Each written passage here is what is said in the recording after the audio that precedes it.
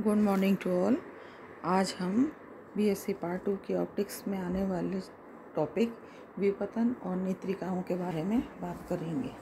विपथन या एब्रेशंस क्या होते हैं? किसी लेंस या लेंस निकाय से अपेक्षित है कि बिंदु बिंब का प्रतिबिंब मात्र बने। दूसरा, बिंब में किसी समतल से समान दूरी पर स्थित बिंदुओं का प्रतिबिंब एक ही समतल पर समान दूरी पर बने।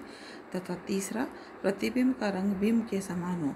ऐसा प्रतिबिंब आदर्श प्रतिबिंब या आइडियल इमेज कहलाता है।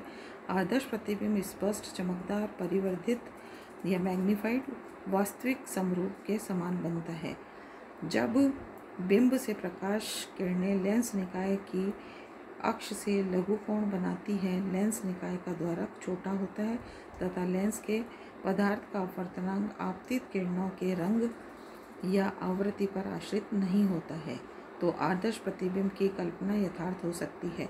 परंतु प्रकाश का एक वर्णीय न होना व अपवर्तनांक की प्रकाश के वर्ण पर निर्भरता तथा अन्य कारणों से प्रतिबिंब बिंब के वास्तविक स्वरूप के समान नहीं बनता है।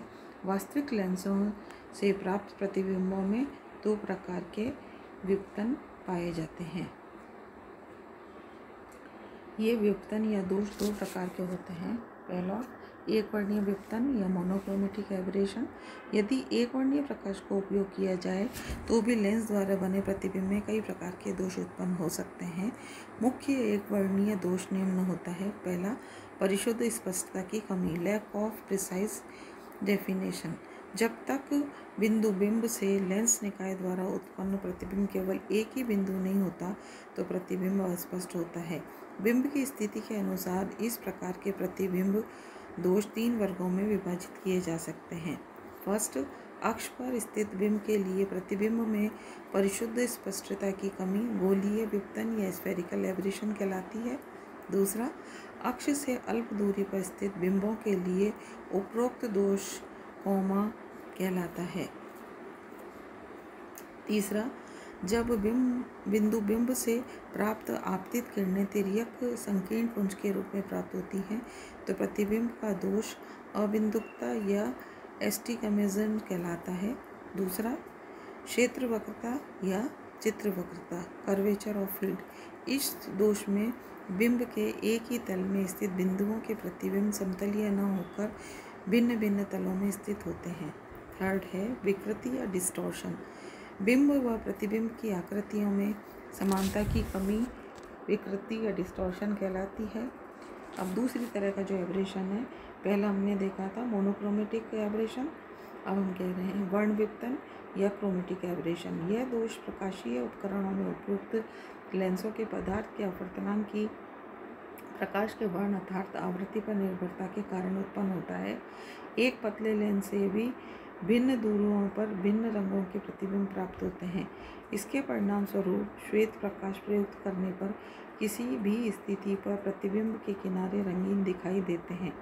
मनुष्य की आंख द्वारा रंगों में भेद सरलता से प्रेक्षित होते हैं, अतः वर्ण व्युत्पन्न अन्य प्रतिबिंब दोषों के सापेक्ष अधिक महत्वपूर्ण होता है।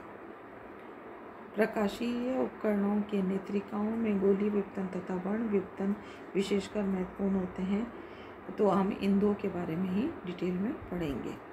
सेकंड है गोलीय व्युत्पन्न या स्फेरिकल एब्रेशन। माना अनंत दूरी पर स्थित बिंदु स्रोतों से प्रकाश किरणें लेंस पर समानांतर आपतित होती हैं।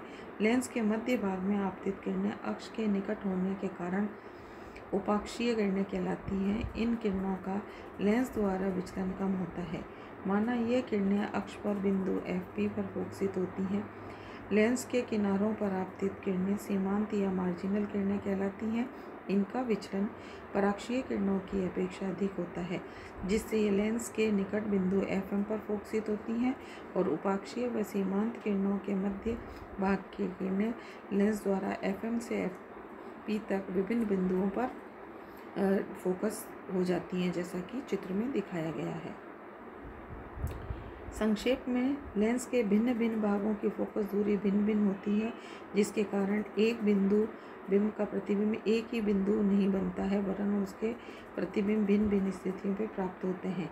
लेंस द्वारा उत्पन्न इन दोषों को गोलीय व्युत्पन्न कहते हैं। जब लेंस के अक्ष पर एक बिंदु O रखते हैं और उपाक्षीय किरणों के कारण माना इसका प्रतिबिंब IP बनता है तथा सीमांत किरणों के कारण प्रतिबिंब IM पर बनता है, जैसा कि चित्र में दिखाया गया है। इन दोनों स्थितियों के बीच अक्षीय दूरी IP माइनस IM अक्षीय गोलीय विपतन के परिणाम को व्यक्त करता है। अक्षीय गोलीय विपतन हो गया आपका IP माइनस IM। अनंत पर स्थित बिंब के लिए अक्षीय गोलीय विपतन की वैल्यू हो जाएगी हमारी IP माइनस IM और ये FP माइनस FM और ये इनकी फोकस दूरियों के अंतर के बराबर होगा। फोकस दूरी मार्जिनल रेज की और फिर एक्सियल रेज की दोनों के डिफरेंस के बराबर। उत्तल व अवतल लेंसों के लिए गोलीय विपतन विपरीत होते हैं, अतः उत्तल व अवतल लेंसों के प्रयुक्त संयोजन से गोलीय विपतन का निराकरण संभव हो जाता है। यदि अक्ष के लंबवत लेंस के दूसरी तरफ प्रतिबिंब आकाश में एक पर्दा रखें तो इस पर वृत्ताकार चकती के रूप में बिंब O का प्रतिबिंब बनता है, जिसका व्यास पर्दे की लेंस की विभिन्न दूरियों पर भिन्न भिन्न होता है, जैसा कि चित्र में दिखाया गया है।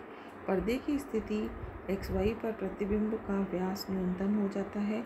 इस लघुत्तम व्यास के वृत्त को अस्पष्टता का लघुत्तम वृत्त या सर्कल ऑफ लीस्ट कन्फ्यूजन कहते हैं। इस वृत्त का व्यास पार्श्व गोलीय विपतन या लेटरल स्फेरिकल एब्रेशन के परिणाम को व्यक्त करता है।